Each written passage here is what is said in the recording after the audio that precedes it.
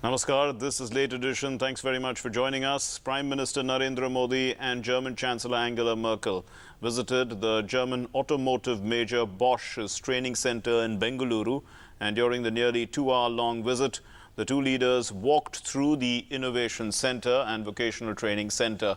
They inquired about research, engineering and vocational training activities, and they were gifted the lion, which is the logo of Make in India campaign. Now, the focus of the visit was on innovation and skills development.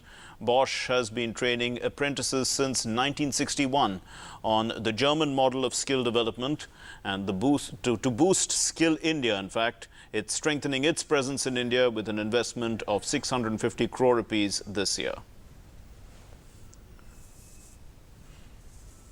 And to discuss Skill India and the German model, we have with us in the studio A.K. Bhattacharya, editor of the Business Standard, and Preetha Dutt is director of Empower Pragati, which is a training partner of NSDC. Thank you very much for being with us. Thank you. We'll start with you, Mr. Bhattacharya. This particular model, I mean, this is Bosch has been around for a pretty long time. 1961, they've been started training in Bangalore like this. And, well, I mean, the kind of training that these young people get gives them a job for life and puts them in a position where, you know, even in a few years' time, they can actually go out and probably do something on their own as well. It's quite different from the kind of training that our industrial training institutes, for instance, do. So how does one actually replicate this kind of model across the country? The problem is well diagnosed, well understood even. Even when you talk to the Indian industry leaders, you realize that they understand the complexity of the problem and the challenges that lie ahead of them. But unfortunately in India, we have not seen the kind of training institutes that are required to convert ordinary graduate or a school pass out to be a skilled person. Yes. And that challenge is not just institutional challenge, but it is also a challenge of a cultural or a socio-cultural challenge. Yes. Because I think for decades together, the mindset as well as the kind of curriculum that institutions, educational institutions in particular, have encouraged are more geared to producing, if I may say, glorified clerks, more perhaps better suited to the services sector. And even when you produce engineers, they are going into the software sector. So you actually have a situation where you have engineering colleges, you have mechanical engineers, but they're actually being hired by software companies because everybody wants to be a software engineer and software writer in this country. So there is a cultural challenge, there is an institutional challenge. Replicating the Bosch model has to overcome both the challenges. Right, ma'am. Ma'am, this particular institute, it trains in several different trades. You know, electricians, also some sort of engineering skills. There's also work on the shop floor. There's tool makers, there's machine operators, all this sort of work. There apparently isn't much demand, as Mr. Bhattacharya was pointing out, for this kind of work, at least in the mind of the people. You know, it's like the college dropout or, you know, the academically weak. You have to be pushed into this kind of a job. But that's not really quite the case, isn't it? It's quite a skilled job. Absolutely, absolutely. You know, I see the issue in kind of two ways. One is the need for industry to come forward and participate in this process. Very often what happens, if I can make do with somebody who's less qualified and hence I have to pay him less skilled, I do not place a premium on a skilled manpower. Hence the incentive for the youth to then get in for skilling is not really there. So with a center like Bosch, which is doing some of these traditional skills, which is very much in demand in the industry, but the industry does not pay a premium for skills, I believe that this is going to help you know, create a market for skills of this kind. So if I, you know, somebody getting trained at a Bosch center, and if I can create a nice campaign and advocacy around it, I will have probably countered some amount of this aspiration issues, which is deep-rooted, no doubt. The other is, at the end of the day, what does a youth want? He wants a good salary, he wants career growth, he wants to be recognized in society.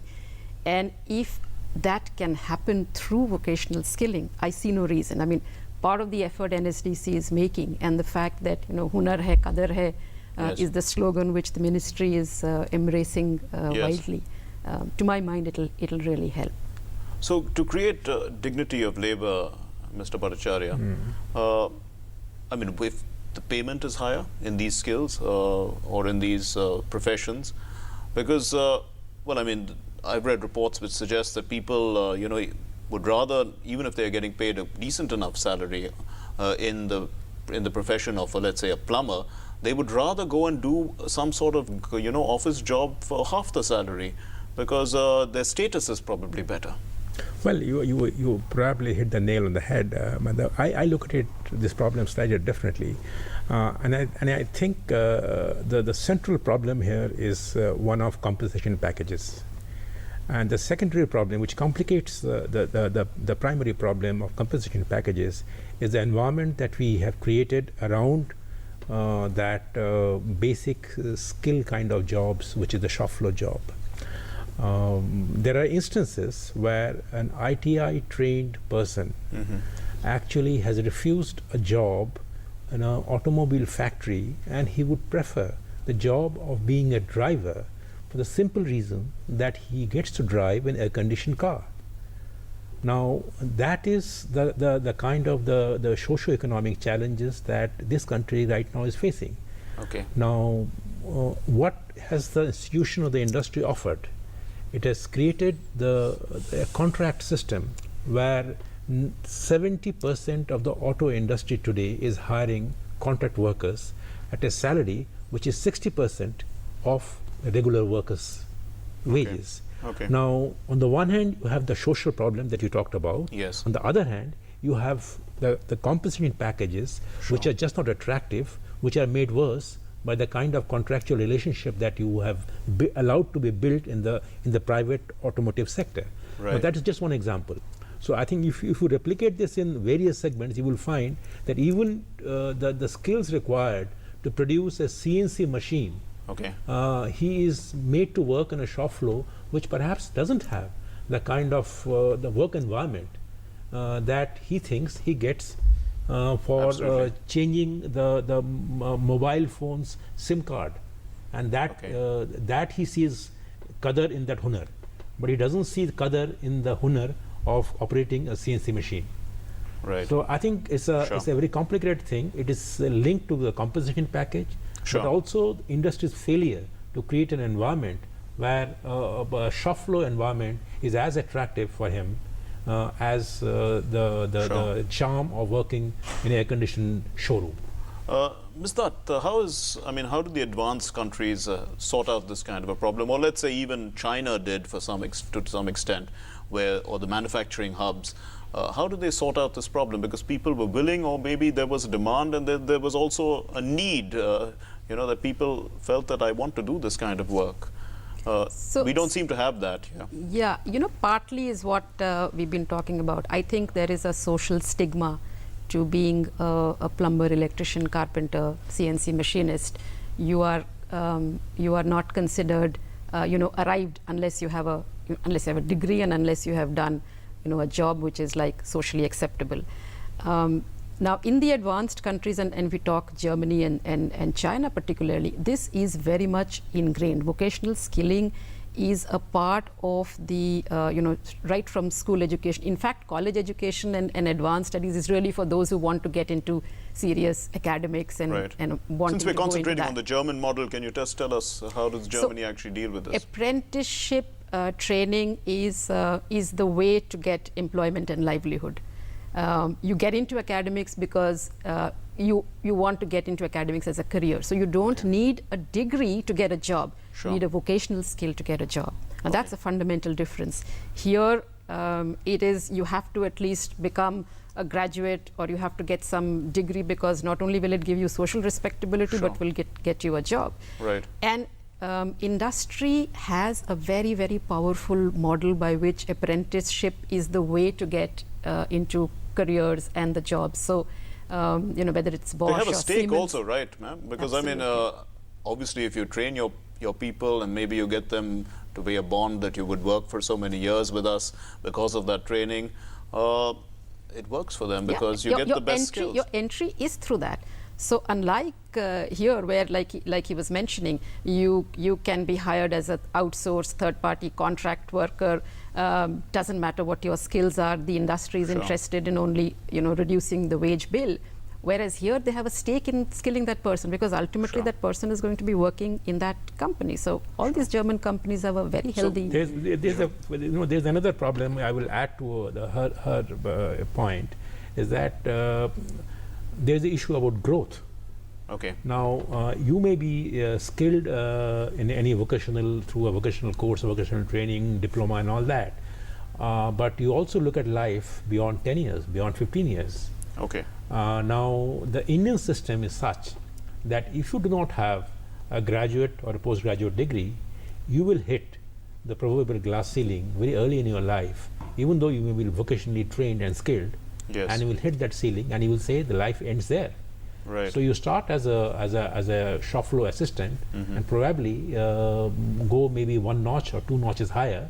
But because you don't have those degrees, so to say, to take you to the higher level, you stagnate there. Sure. So I think industry, our academic curriculum, both have, in my view, conspired to create a system by which the incentive to get fresh talents into a segment which is critical and vital.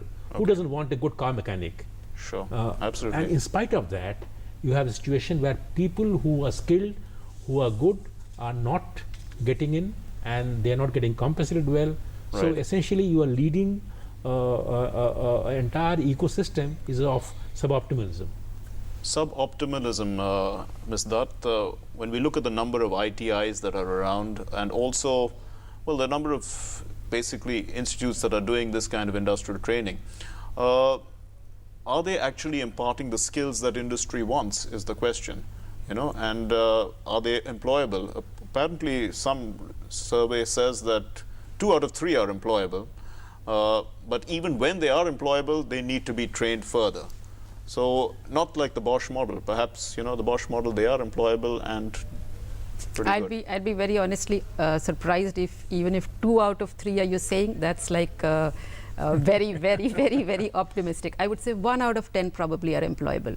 Yeah, most from of the ITIs? Absolutely. Most of our ITIs are struggling with infrastructure and machinery and curriculum, which is outdated, which is like... ITIs still produce carburetor technology auto van, Okay. They train you on carburetor engines, which are outdated. Which is out of dated now. Absolutely. Yeah. I mean, there are cases in ITIs in Gujarat and Jharkhand and UP, in fact, everywhere, that even after doing an ITI and even after doing the mandatory apprenticeship training, because apprenticeship training is mandated by an act, even in India, yes, you are not even fit, you're not even able to communicate. Forget about being skilled on whatever you were kind of trained for.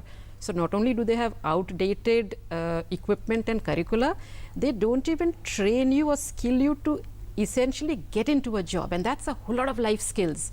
The ability to handle your life, your decision making, time management, all the soft skills. In fact, I would say 60% if you just train the youth in that, and if you're basically intelligent, basically done. I don't think mastering the technical side is such a big thing.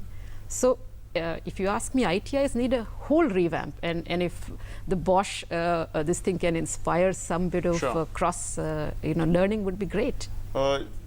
Bhattacharya, you talked about people wanting to grow in the organization. Now there are lots of B schools as well, and they train you, and everyone who comes out thinks they're going to be CEOs one day, and perhaps not many of them make it to that level, and perhaps many of them are even not employed, because there are lots of MBAs and such who are not even employed.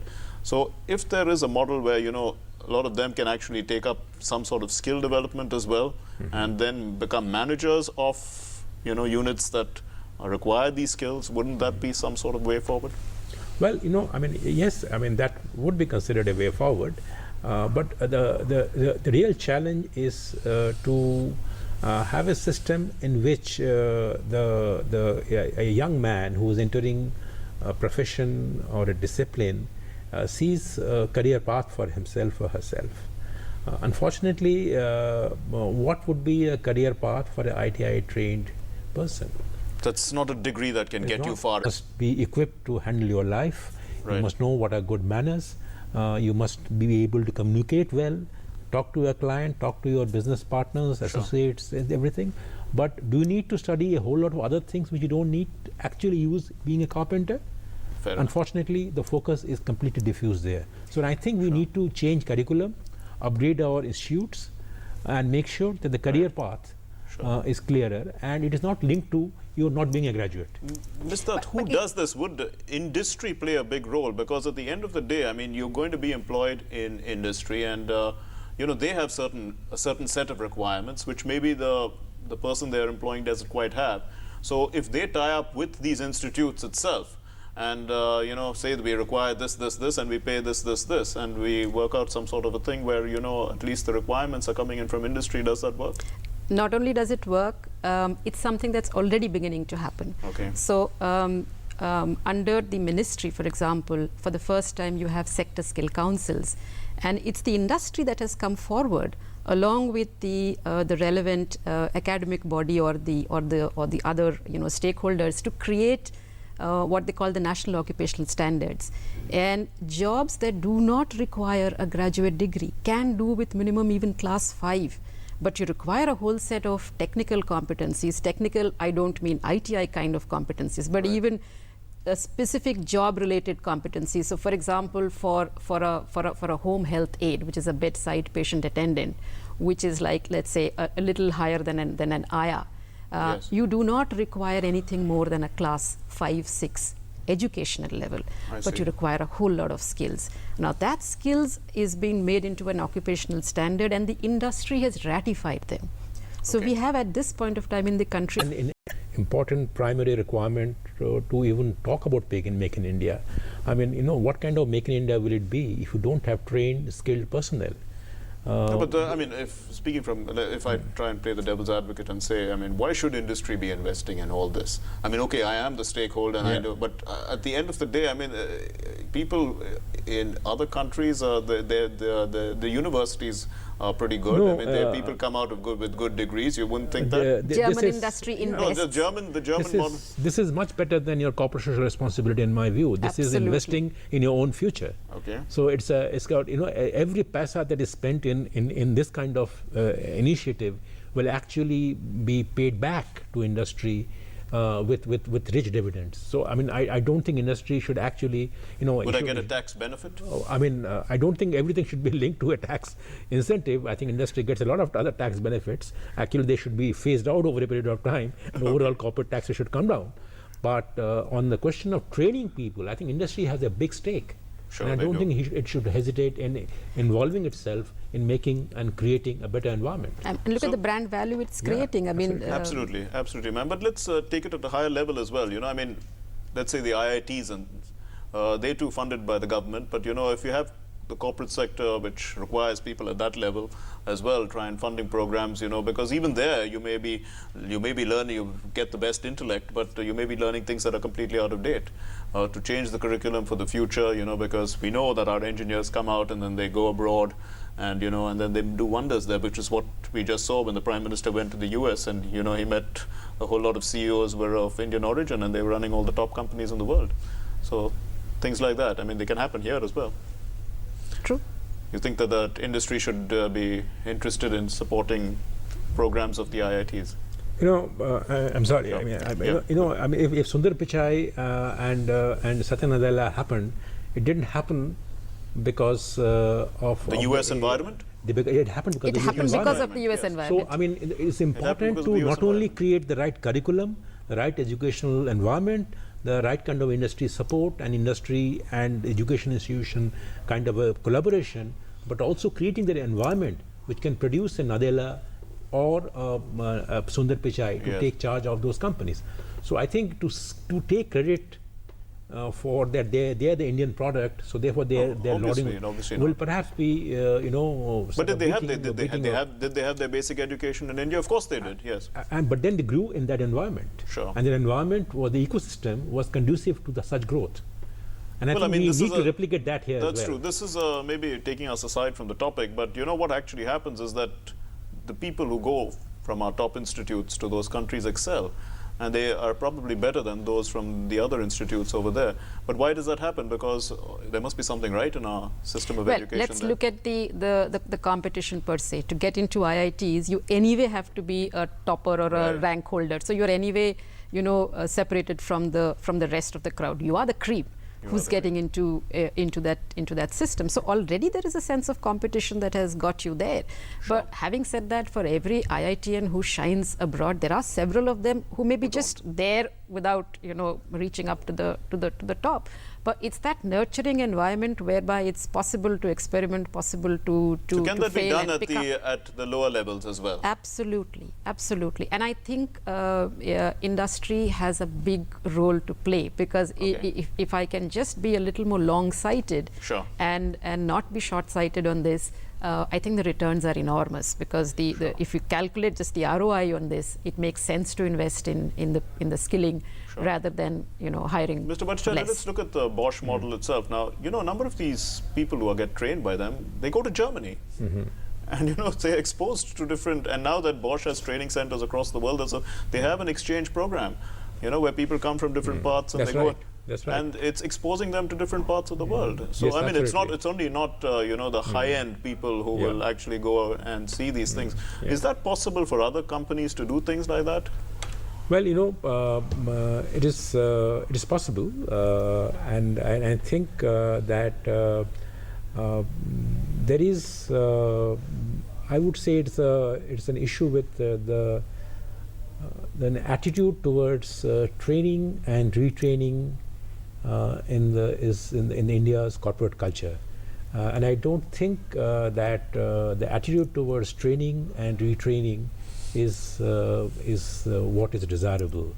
There are industries after industry that we know which are experiencing shortage of skilled manpower. But you go to those industries and companies and say that there is a training program which will require your maybe 5 or 6 or 10 top managers to be taken out of the system and be retrained in a module it will take maybe 10 days. Sure. I think the company will most likely say, sorry, I cannot relieve him. Okay. So and not because the company says, no, I need him today. So there is a short-sighted approach to the need for training and retraining in our entire Indian psyche, corporate psyche. And I think unless that changes, that basic mindset changes, I think, which is why Bosch kind of a thing has not been able to be replicated. Well, we've run short of time, but one final word from you. The apprenticeship model has been working in the SME, well, let's say in the small scale sector for long, isn't it? I mean, let's say in textiles and all these other areas where people, or even a father passing on his trade to his son, I mean, it's been part of our culture. But, when people get bigger and bigger, they don't fit and don't carry it on. So you're right, you're 100% right. I mean, the auto mechanic learns from an ustad, and that's how he becomes an auto mechanic. But formally, is there a structure to that apprenticeship? While the Act mandates it, it is not something which has been, looked at seriously as an entry point into careers, which is what the German model kind of does. Yes. But I think it's the way forward. It's the way forward. Would the business standard be doing something like that? Well, of course, business standard is always engaged and invested itself in continuous training of its people. Okay, we'll leave it there. Thank you very much for being with us. Thank you. Well, India is a populous country, and ensuring the advantage of democracy, demography, and demand is that it's maintained, well, the presence or absence of skilled trained workforce, in the words of one analyst, could mean the difference between dividend and chaos. We'll leave it there. Thanks very much for watching. Namaskar.